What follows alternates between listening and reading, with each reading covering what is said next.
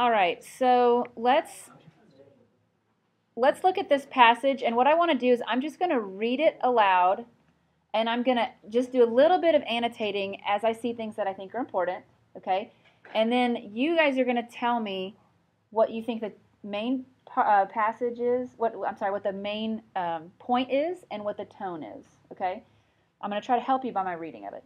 Okay, criticism is a study by which men grow important and formidable at a very small expense. I'm just going to highlight the words that I think are a little important. The power of invention has been conferred by nature upon few.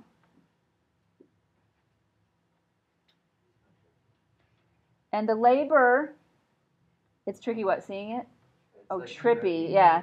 What I don't like about it is there's a lag.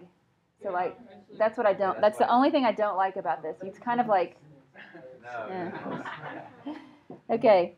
The power of invention, so inventing something, has been conferred by nature upon few, and the labor of learning those sciences which may, by mere labor, be obtained is too great to be willingly endured. But, so labor, too great. But every man can exert such judgment as he has upon the works of others. And he whom nature has made weak, and idleness keeps ignorant, may yet support his vanity by the name of a critic.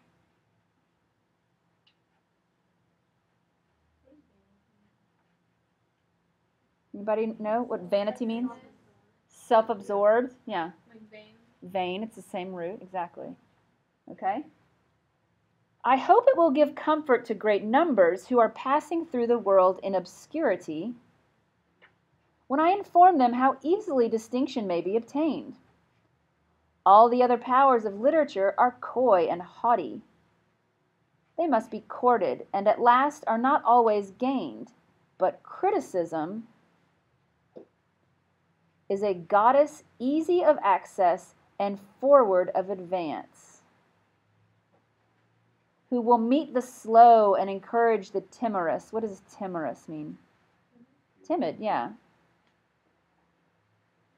The want of meaning she supplies with words, and the want of spirit she recompenses with malignity.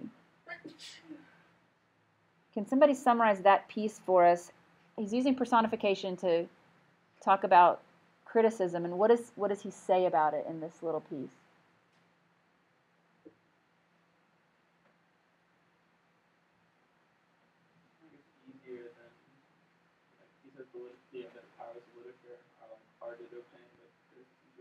Okay, it's easy. It says that criticism, easy of access and forward of advance. So it kind of, he's portraying criticism as this kind of creature that's seductive.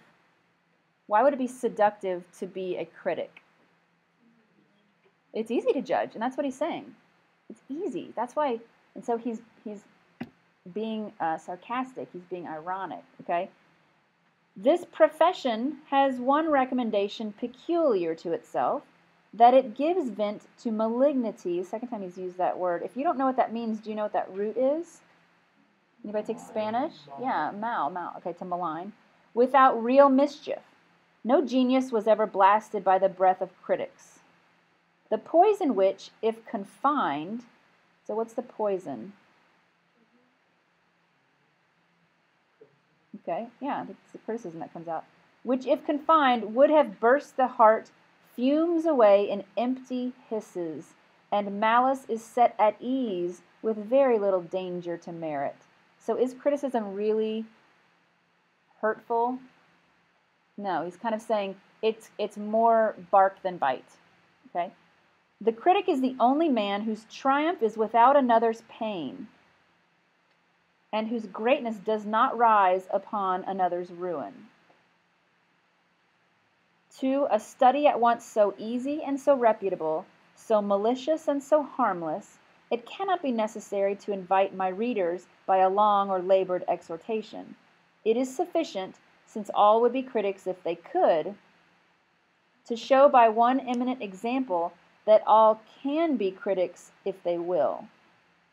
Okay, and there's one of the questions is kind of asking you to anticipate what's coming next.